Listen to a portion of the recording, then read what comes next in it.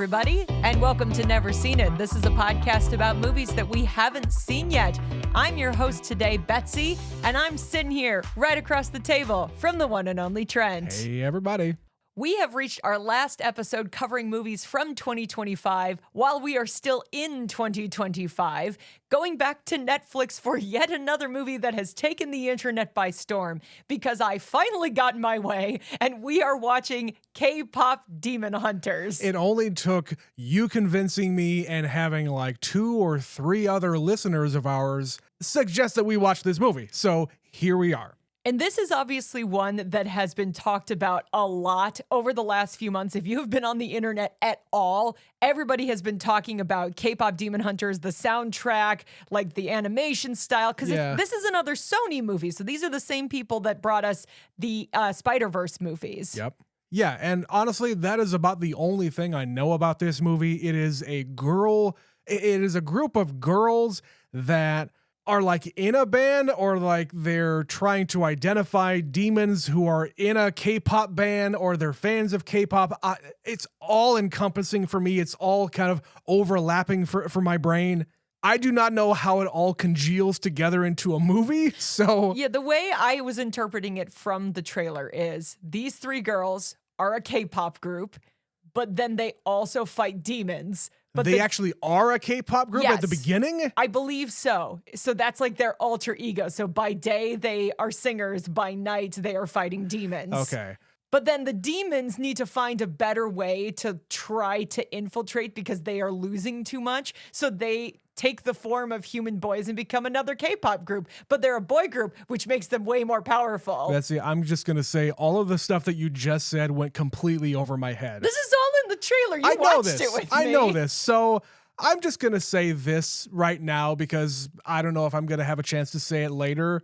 Those of you who are gamers, especially gamers back in the early 2000s, might recognize a similar theme of this movie and the video game Final Fantasy X-2, where 3 characters from the original Final Fantasy X got put into their own game as a pop group. But in that case, it's a J-pop group.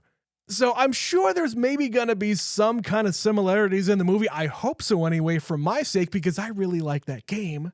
But besides that, Betsy, I just hope that this is going to be a movie that me as a 41-year-old man is going to be able to appreciate from afar and not have to really learn a whole lot about K-pop. Because believe me or not, I don't know any K-pop bands. I don't know any K-pop songs. If I do, it's a mistake. You don't realize you know them. Yeah. You've just heard them in the background, and someone will have to point out, oh, you do, and it's because it's this. And I know that the world has been taken over by these groups. They have kind of filled the void of all of the other boy bands that disappeared. Well, we just fucking imported them from overseas because we had a lack of them. We had a shortage of boy bands. Yeah, I also don't really know anything about K-pop. I think I'm only tiny bits ahead of you where I could name a handful of them. But as far as how it translates into a movie and why this movie has kind of blown up, I also don't really know. Yeah, and the reason we're doing this, yes, is because we had some people suggest it to us. It's been very, very popular, and we need kind of a palate cleanser before we go into our award show. We also haven't done any animated movies this entire year, We've Trent. done 0 animated movies this year, so hey, this is for you. So then we're just going to cut this intro on the shorter side, go watch K-Pop Demon Hunters, and we will be right back.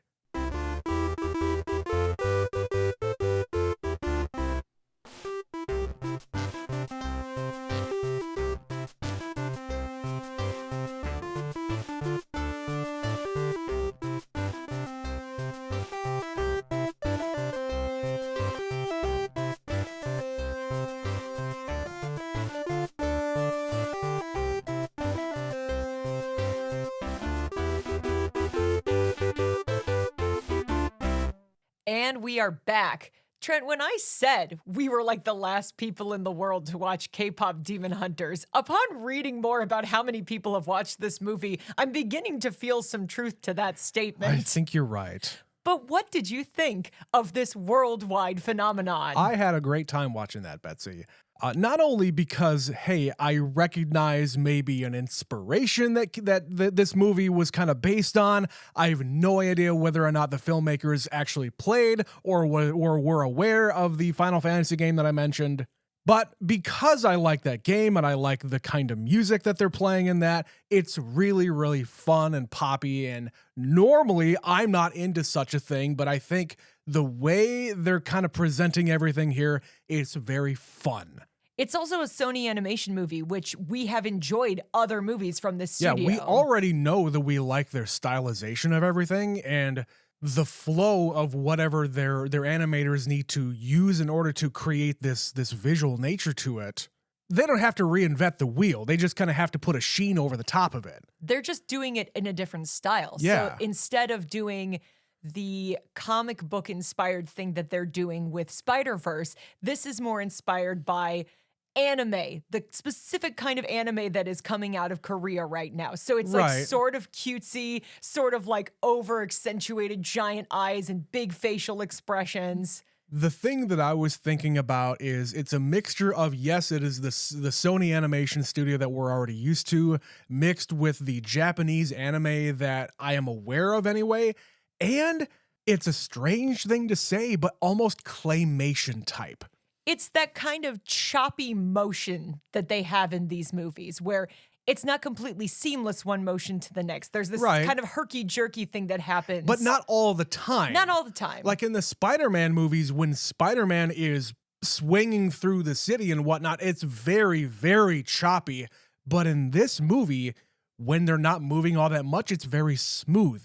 They're doing it very sparingly, I guess. But you can see it's from the same studio. It's definitely the course. style they are leaning into.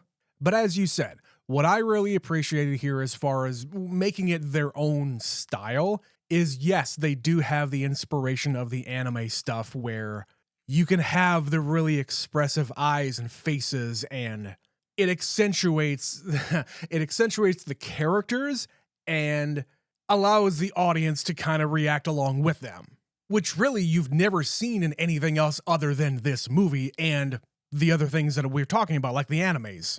And you've never really seen anything like this outside of anime. And you and I will fully admit that we are not anime people. Yeah, I think that the one thing I will say is I loved this movie too, by the by. If we had more of an understanding of Korean culture and anime, both out of specifically Japan, just because that's where our brain goes, but it does Yeah. exist in its own form in Korea as well.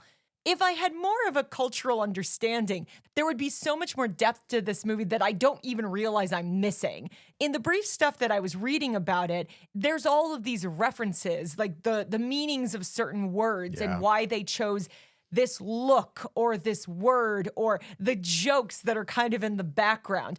All of that is more geared towards people who have an understanding of Korean culture. Sure, and even like the magical cat that is around and the bird, there's some meaning behind that. The name of the boy band has a thing.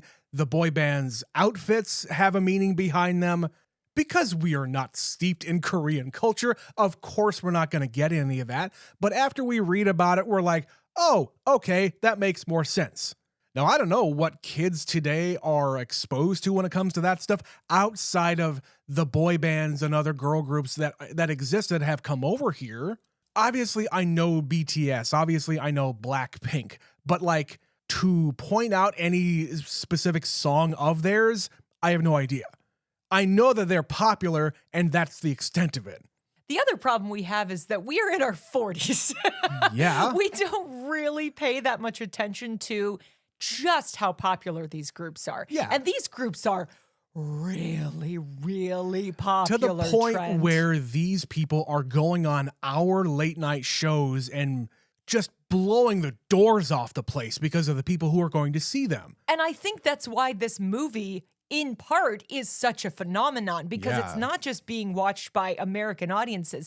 They probably made this with the concept that most people who would be the target demographic are in Korea or in parts of the world that are really into K-pop. It just also happens that they have marketed it in such a way that Americans have really latched onto this Not movie. that Americans don't actually like this and like this stuff, Not but to the same extent, no, though. That's all I'm saying. Yeah, there are certain parts of the country that are way into not only Korean stuff, but Japanese stuff as well. I'm not saying that they're equivalent. I'm just saying that there are certain parts of the country, certain people in the country that are way into that kind of style, let's say.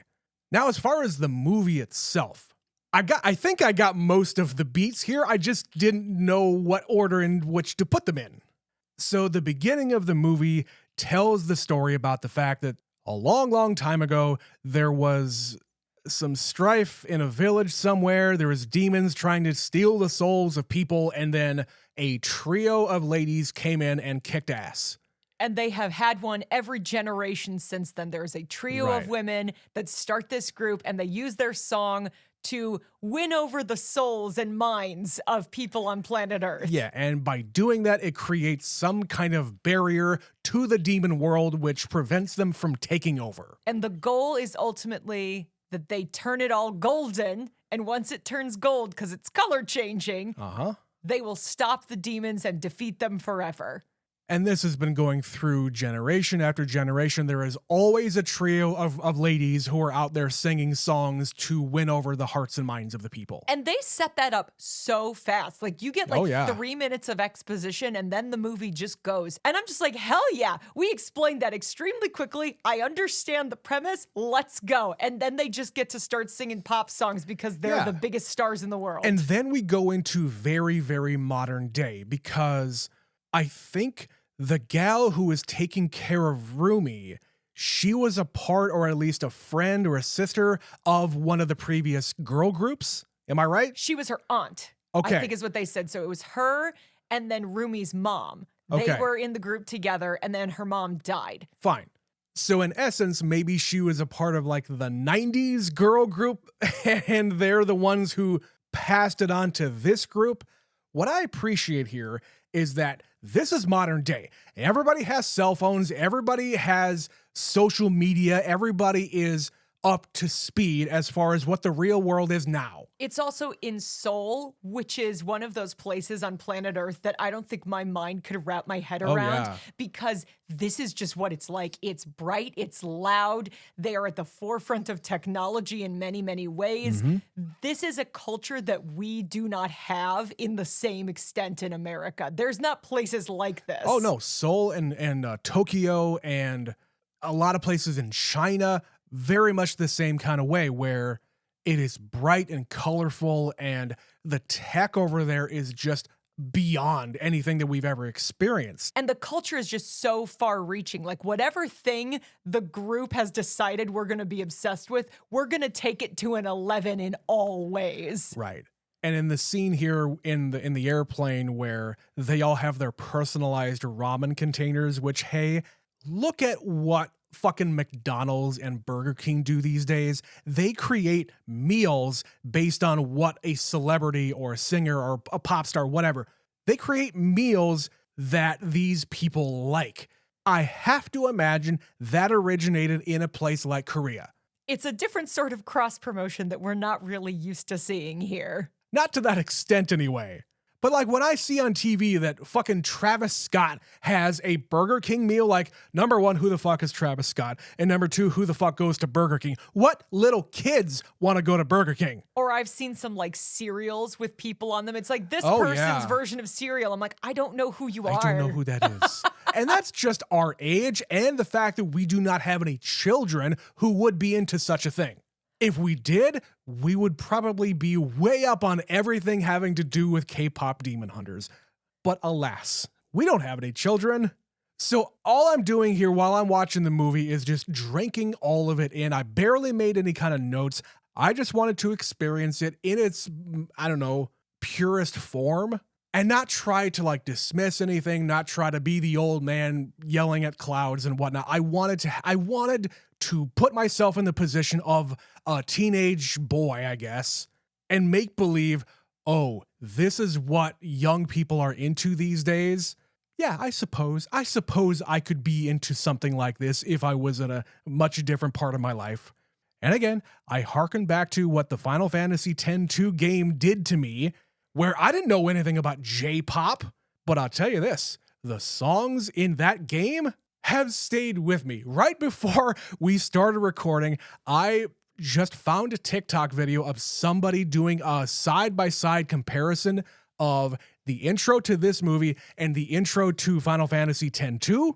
They're very, very similar. So, well, since we're on that topic, so that was kind of your reference point. Did you find that beyond a surface level understanding of what this movie was and what that game is, did you see a larger correlation, or did it pretty quickly separate as its own thing? Because I don't really know the game. I've seen you play it a little bit, and I have like a broad understanding of what it was. Well, here's the deal. It is in a fantastical location. K-Pop Demon Hunters takes place in the real world to an extent. They don't talk about, hey, this is Korea, this is Seoul, or this is wherever. But they're all real places for the most part. Yeah, and these are humans, and there's not creatures running around everywhere except for the demons. But the thing that really shines through in both properties is the camaraderie between the three girls.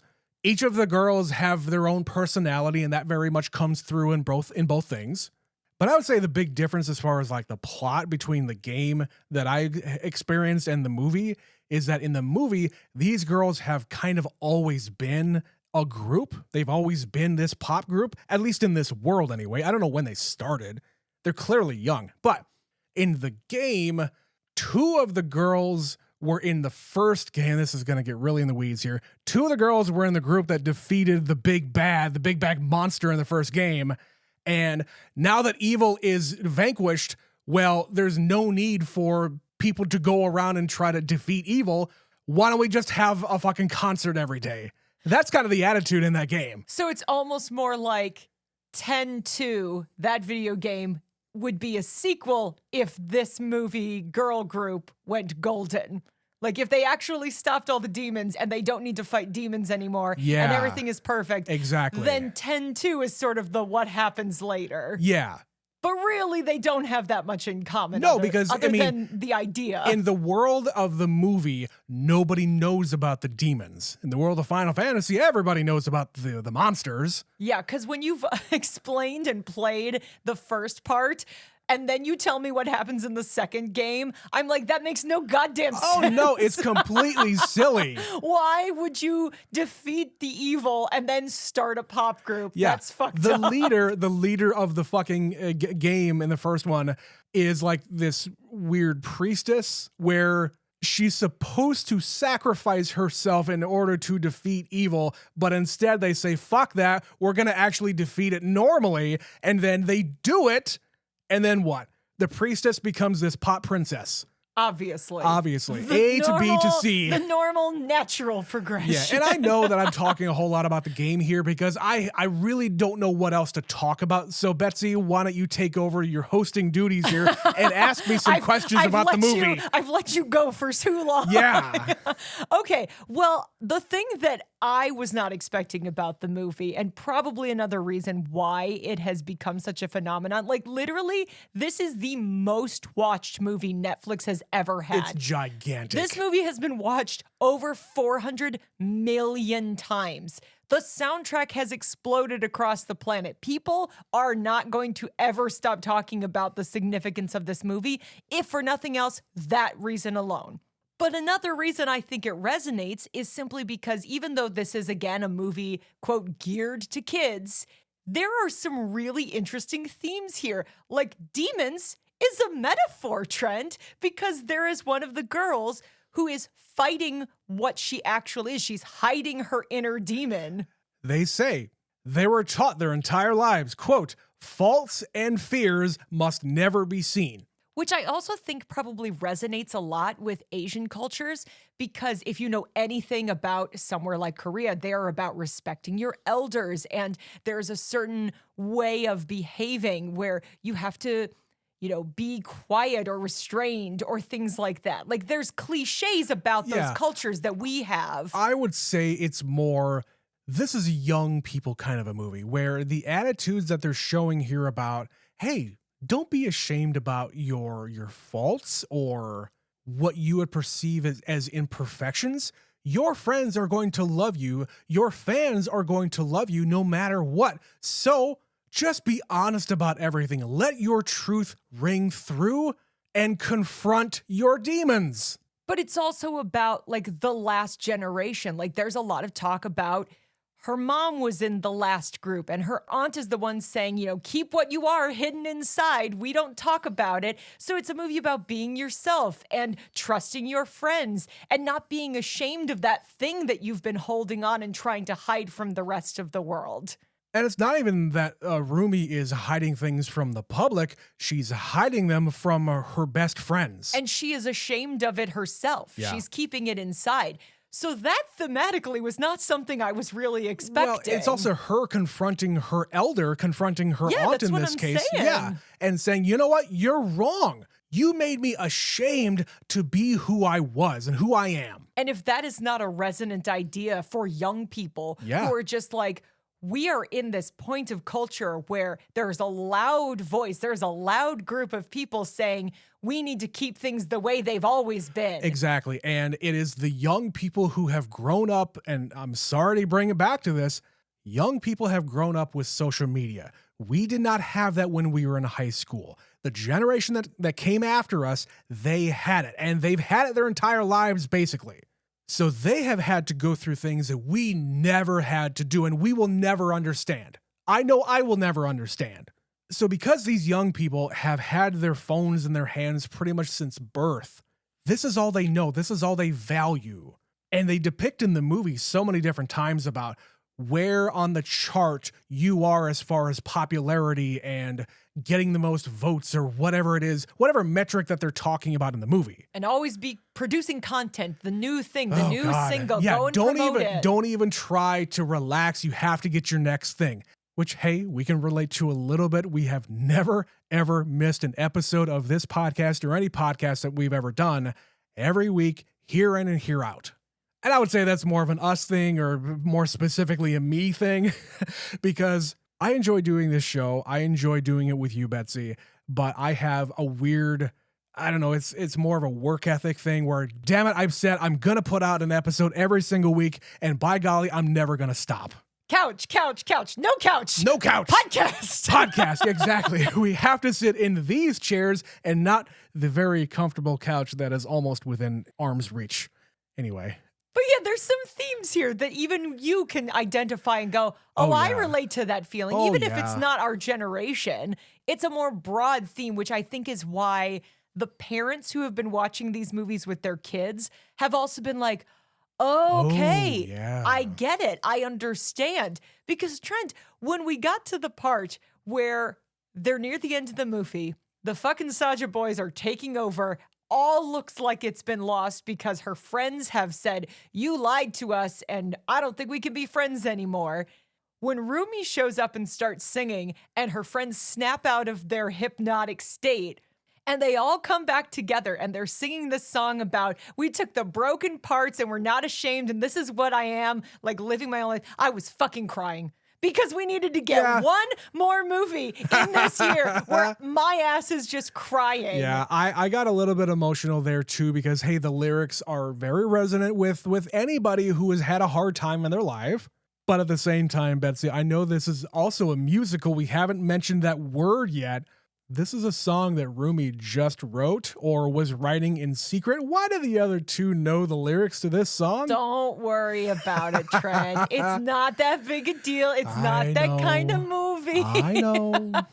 They just know because they're so in sync with each other. It's true. And they can just fill in the pieces. In sync, that's a different group. Different boy band. That's our generation. Different generation. And we are going to talk a lot about music, because that's another critical piece of this movie. But first, we're going to take a quick break, and then we will be right back. What's the matter, Billy? You look bored just sitting there clicking that pen.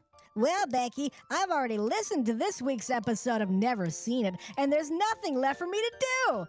Guess I'll just sit here and click this pen until next Sunday.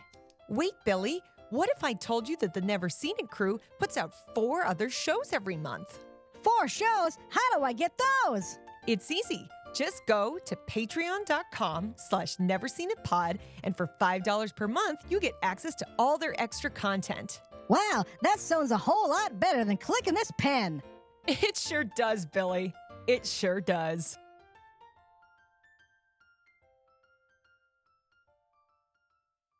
So as we mentioned, this is a musical, and we touched on it a little bit, but we're going to elaborate here. So this movie had 4 songs in the top 10 of the Billboard Hot 100 at the same time, which has not happened in like 30 years.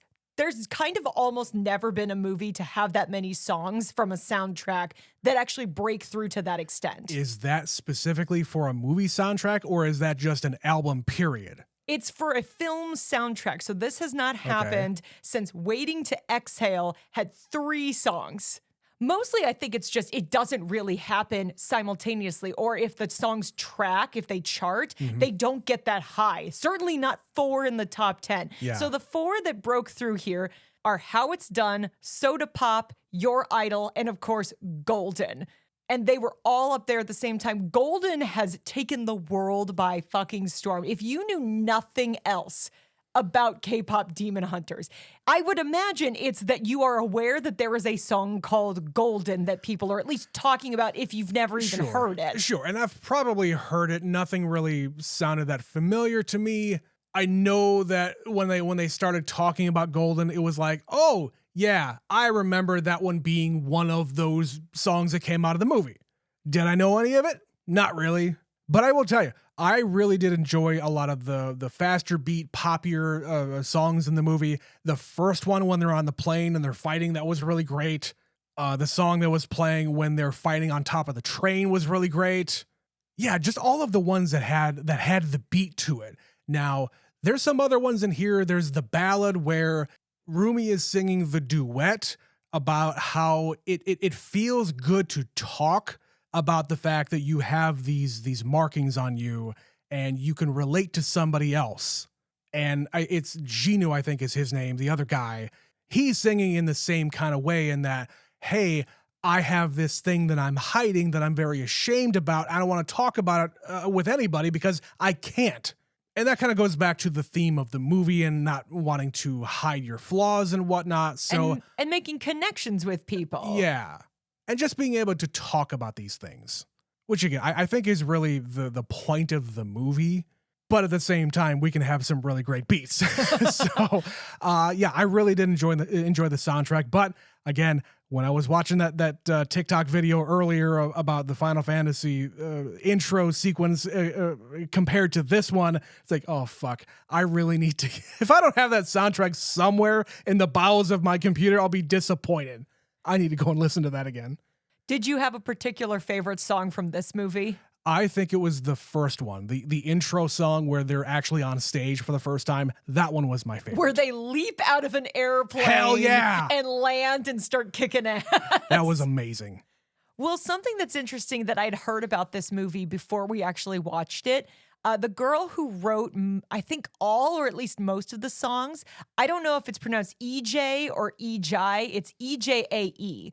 She is somebody who, when she was like in her early 20s, was in the industry where they were kind of churning out K-pop groups. They're very, very big on like putting them together and seeing which ones work. They have like fucking boot camp that they send these girls to and these guys to try to make these groups. They're very constructed, which is not something we're unfamiliar with. You know, the Spice Girls were put together. NSYNC was put together. They had an entire TV show called Making the Band. This is definitely a thing you and I understand. But this girl, she was in there and then never really made it. And they were like, maybe you should just be like a behind the scenes kind of person. She basically got kicked out of K-pop. You were not pretty enough. Your personality is wrong. This is not the place for you. But you she can understood it. But you can stay as like a songwriter. Yeah. You're just going to be more in the background. And she is now in her 30s.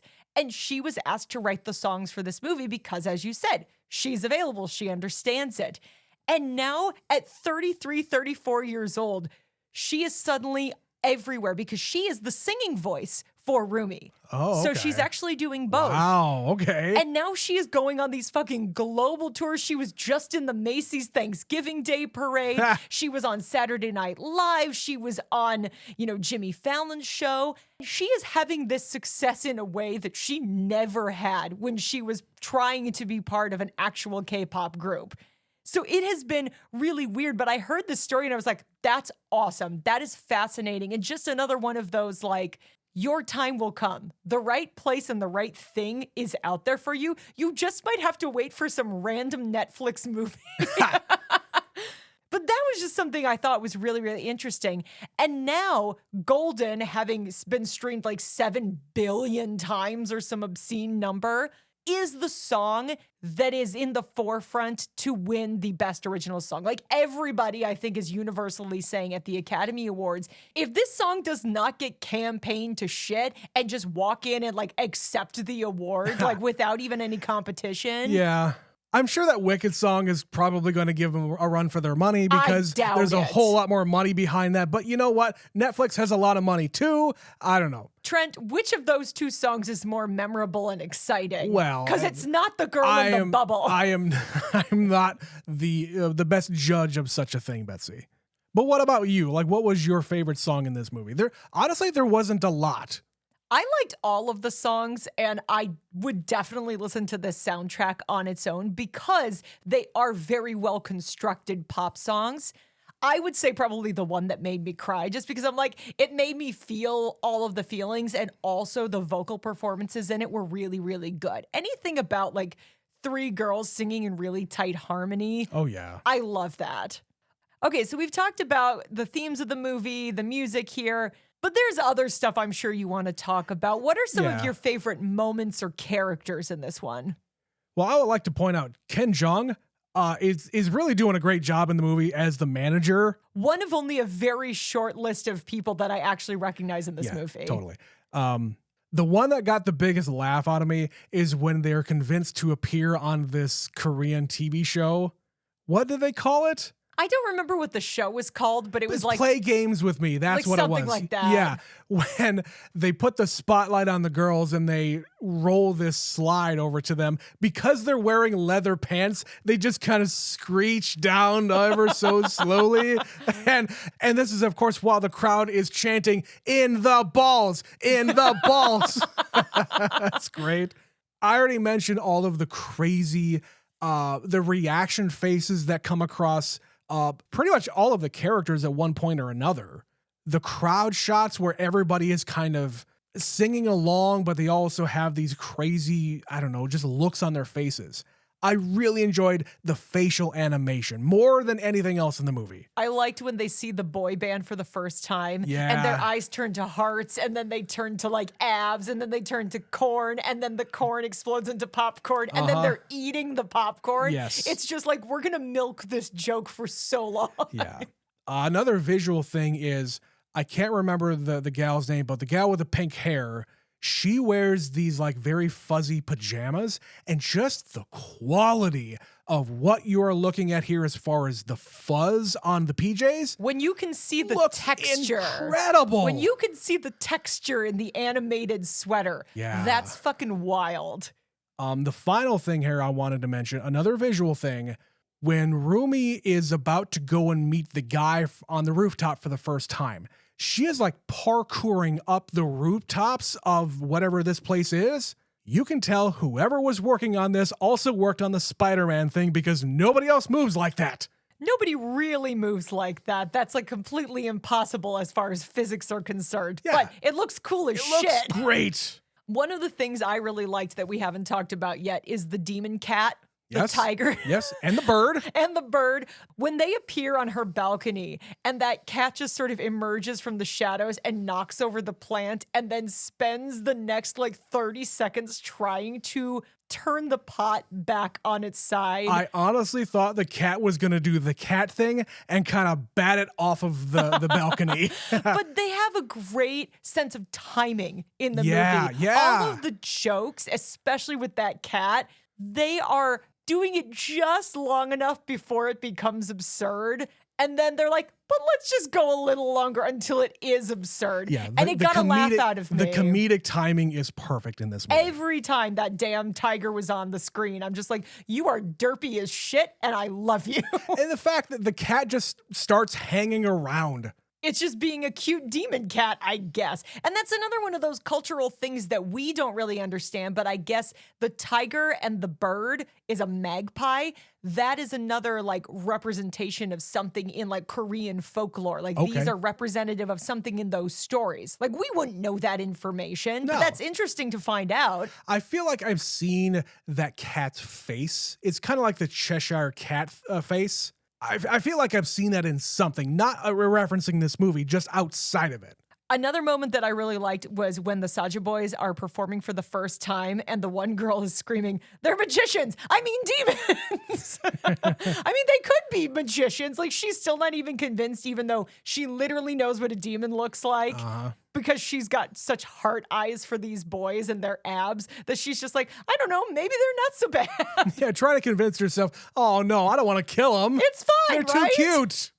Oh, you're exactly my type before she slashes his face Too bad. off. So yeah, they're mixing a lot of moments of humor, but also feelings, but also songs. And I was really enjoying the timing and everything that they're doing it's here. It's a quick movie. You got a whole lot of exposition right away. You get it out of the way, and then you can just move on. Now, really, the final thing I wanted to say here is it is a crime, and who would have known that this movie would have exploded as much as it has? It is a crime that there isn't already a video game based on this movie out there, because the structure of the movie reminded me so much of the structure of a storyline in a video game. Not only because of the relationship to the Final Fantasy and everything, I get that, but you get all of these action sequences where you are fighting all of these demons, but also you're having exposition and story happening at the same time. And you're sort of tipping the scales like, oh, we're having some wins, but we're having some losses. Right. So I can fully see how you could translate this property into a video game, whether it is like a mobile game or a full-ass video game on a console, who cares? I think they should make a game for this. And Netflix actually owns video game studios. They could do it themselves. The animation style would look really, really cool as a game, too. 100%, yes. The mechanics of how they move in this movie when they're fighting is really, really fun, especially because the character design is like so good. Like that long ponytail whipping around all the time. Have it be one of these multiplayer games where you could have 3 people playing, one as each girl, and have it be a big beat 'em up. Trent, if they took this and made it into like a Final Fantasy style game where you get to pick your fighter and gain points and stuff like that, skills, I don't know the words because I'm not a gamer, but you know what I mean. If you were given this game, you'd play this. You'd be interested in at least trying it out. Sure, there's a whole lot of stuff that you could make. Now, outside of a video game thing, how do you make a sequel to this? Because they're gonna do it. I'm sure they are. I think they left it open-ended enough by not having everything turn golden. Because there's always a struggle. There's one thing that they needed to do to make sure that there is no sequel, and that is have the finality that the demons cannot get through anymore. Yeah. But by not doing that, like they almost got there at the beginning, and then at the end they had to start again. So now there's always going to be another threat. There's going to be something coming to this world that they are going to have to fight. They've also even hinted at it, like the guy sacrifices himself at the end of the movie and says, you gave me my soul back and now I'm giving it to you. I was just reading that apparently his soul is trapped in her sword, and that's like the way they're going to somehow get at the sequel. It's very, very subtle. I didn't really notice that myself. Which is another connection to the Final Fantasy games, I'm sorry to say, because the guy in the first one, the guy in the first one was just a figment of an imagination. I'll leave it there. But the second game is all about the main gal there trying to find him again. And that would be the logical progression for a sequel to K-Pop Demon Hunters. Yeah, get the soul out of the sword and have him be able to live a real life. And I'm frankly surprised with the success of this movie that they haven't already greenlit one. I'm sure they have. It just takes a long time for them to get it done. Except usually when they greenlight a sequel, everybody knows about it. Like Well, they tell yeah. the world, a press release, like we know. I haven't heard any of that. And I've been on the internet a lot seeing people talk about K-pop Demon Hunters. I feel like I would have heard by now if they were officially making a sequel. Maybe it's more of the problem that Sony Animation Studios still has to figure out how to finish Spider-Verse, and maybe all of their efforts need to go to that before we worry about a sequel to this I will one. hope that they are concentrating on the Spider-Man movie. But Trent, do you have any other thoughts, anything else before we wrap up this one? No, I enjoy this one quite a bit. It is a quick little fun romp in this world. The songs are great. The animation looks cool. It's definitely not one of my favorites of the year, but I'm glad that we did it. I know I had it took a long time for you to convince me to do it because we were kind of hoping that we were going to be able to watch one of the Oscar movies that are in contention, maybe. But you're very busy lately, so we can't necessarily go to the theater as easily as we would like. So why not just end our year with a really fun one? And I'm glad we did. And we hadn't done any animation this entire year. As we said. And if we were going to do any, this is the one. But with that, that is the last movie we've got for 2025 for Never Seen It. So we would love to hear from you. What did you think of K-pop Demon Hunters? Which is your favorite song? I mean, we've already heard from a couple of you at least. Yeah, a few of you have told us abstractly what you think of the movie. Yeah. But now we would like you to tell us specifically what you think. Now that you can't spoil it. Send us those thoughts to neverseenitpod@gmail.com. And since it's the last movie episode of the year, we're going to be reading a couple of emails that we got to kind of clean out the email section that we have been holding on to. Yeah. The first one comes in from Jacqueline. She is a newer emailer and a new fan. She's been following along, listening to pretty much every episode. And if she hasn't, she's been watching the movie and then listening to the episode. Yeah, she's been playing the home game like everybody else should be out there. So she sent us an email about some older episodes, those being Sneakers and The Conversation, two very different movies. Hi, Betsy and Trent. Sneakers. I know it's not great for podcasting, but this Leo gif is what I would describe as my experience watching the movie every time someone walks on screen. It was a fun watch, and I agree it's a little forgettable. She sent the gif of Leonardo DiCaprio looking at the TV screen in Once Upon a Time in Hollywood, the Tarantino movie, where he's just whistling and snapping his fingers. Hey, look, hey, look, hey, look. Yeah, that's what the experience of watching Sneakers is like, because it's just like There's famous a person, lot of famous people. person, famous person. Yeah, a lot of famous old guys in that movie, Yes. but yeah.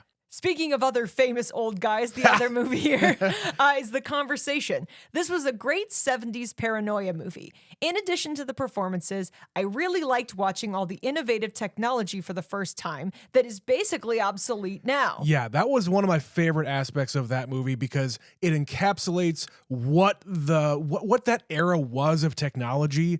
When Gene Hackman is going to that convention and it's a whole bunch of people and their spy gadgets. That's fascinating to me.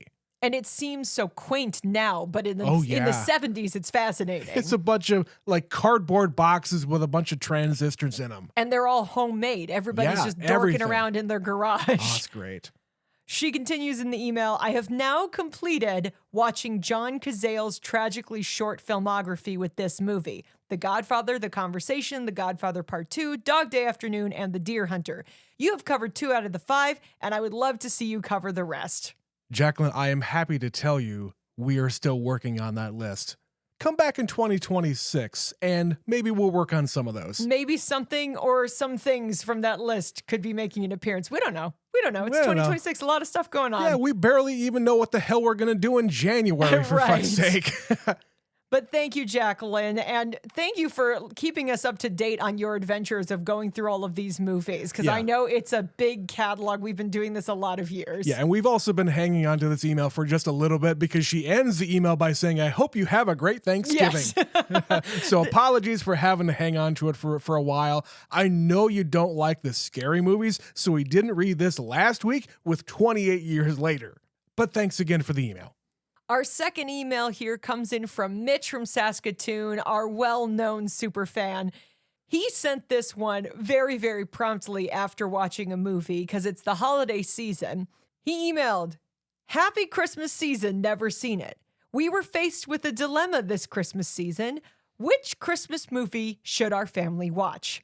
Looking at a list, we finally came upon one you had covered on the podcast, 8-Bit Christmas. Yeah, we covered this one, like 3 years ago, back when we were still doing holiday movies in December? Yeah, it was at least 2 years ago, and I think the movie was about a year old when we watched it. Yeah, I think the movie came out in 2021. It was a one pretty of those, recent one. It was one of those that kind of just got shoved out during COVID and I think forgotten about. But he had some nice things to say, so I'm going to keep reading here. All I can say is we now have a new yearly Christmas favorite. So many great jokes for our generation. Everything hits so perfectly. It's like living my childhood all over again, from the playground to the toys, the mall, the van, all so good. We loved the extras, the talking giant Super Nintendo, Timmy Keen's strobe light basement, shady Cabbage Patch doll salesman. I remember that. To top it all off, they ended as a father-son movie. Steve Zahn is the best. Hell yeah. Holy smokes, this was a good watch. Kind of an unexpected, amazing movie. This is why it helps to follow along to the best podcast this side of the continental divide. 10, a perfect 10 cinnamon-infused maple syrup bottle rating. Love from Canada, Mitchie Poo. Mitchie Poo? Mitchie Poo, that's how he signed it. All right, thanks, Mitchie Poo. Yes, 8-Bit Christmas, I think, is one that really, just as I said, got shoved out. Yeah. It was one of those HBO movies where they made the deal and it was exclusively streaming there. I think it's still on there, but that means people kind of have been discovering it on their own, or if they have somebody like you and me telling them it exists. We saw a trailer for it and we were like, yes, absolutely, this is our kind of movie. It looked really cute. It's a movie for millennials. It's for people who grew up in the 80s and 90s. It absolutely is. It's got Neil Patrick Harris, which is always a great touch. It's covering an era of time and a part of the country because I think it's based in Chicago. Yeah, it's in the Midwest. Yeah, so it's a bunch of kids around our age back in the 80s growing up in the winter time, and we don't see a lot of movies that are based around here. It's also all about the Super Nintendo and everybody freaking out trying to get it and all of the things that It was the hot go commodity. on trying to find it. Yeah, and like they have jokes like the glove, the kid the with power the glove. Yeah. It's really nostalgic for people our age. I remember really geeking out in that episode, and I highly recommend that you guys seek it out, especially during this holiday season. Watch it with your kids. So yeah, I'm glad Mitch did just that with his kids, because even though they don't get the jokes as much, you can appreciate it as like the father-son element. Totally. So thank you to Mitch for even allowing us to remember that we even covered that movie. Yes, we did. It's been a while. Yeah. Maybe we should watch that one again. Maybe we should. Add it to the rotation. Do what Mitch and his family are doing. Make that one into a regular watch around the holidays, along with Violent Night, which, Betsy, we have not watched again this year yet. No, we haven't had any time. No. But don't think I wasn't thinking about it the last few days. I was like, it's almost Christmas Eve. I wonder if Trent's going to let me watch Violent Night again after his parents go home. Let you. Betsy, we have an entire year left to wait for the sequel. Oh my God. I'm very excited for the sequel. Why are they making me wait so long? I hate this. It's going to be worth it. It's going to be worth it. But thank you to both Jacqueline and Mitch for sending us emails about those episodes. As we always say, go back into the catalog like these two did. There's lots and lots you can check out. If you haven't actually watched the movie, go get the movie. Play the home game. You listen to the intro of the episode. You pause the episode, go watch the movie, and then you react to it right along with us. And then you can send your thoughts to neverseenitpod@gmail.com and tell us what you thought and remind us of, oh yeah, we watched that movie like 2-3 years ago. We have covered over 350 episodes. I cannot even remember what the actual number is right now, but I know as of May of next year, Big Movie May is making a comeback with movie number 400. Just to give you a preview of something happening almost 6 months in the future. That's the only thing you can predict because you know when the episode number We falls. do 50 episodes featuring a brand new movie that we are watching because there's 52 weeks in a year. We always do 2 specials a year, which, by the way, that's a great segue for me. Guess what we're doing next week, guys? Next week will be our 5th annual Never Seen It award show, where Betsy and I come up with a whole bunch of stupid ass categories and give out awards for our favorite and not so favorite movies and moments and just stuff that we come up with to have a great time at the end of the year. Just to recap all of the things that we watched this year in 2025, because it's all the new stuff. We're not going to talk about anything we had already watched before. That stuff doesn't get included. We are just going to have a long conversation about everything that was a first-time watch for us in 2025. And that's going to include Patreon. So if you're interested in hearing what we thought about those movies before the awards show, you can go to patreon.com/neverseenitpod and find, I don't know how many more episodes. It's 2 years worth of episodes. Yeah, it's like 130 some pieces of content over there. Not all of them are about movies, of course. No, but there's a lot of rom-coms. There's a lot of horror. There's a lot of, classic dramas. There's things that we would not have programmed for ourselves, but we found a way to do it in the show. And I promise you, we are going to be talking about some movies that we covered on Patreon for our award show. I promise you that. But that's going to do it, Trent. That's it. 2025 in the books for all of the movies. And all we have left to do is our awards show. So I hope you all come back next week as we celebrate all of those new movies that we watched in 2025. As always, we thank you for listening. My name is Betsy. My name is Trent. And we will see you next week. See ya.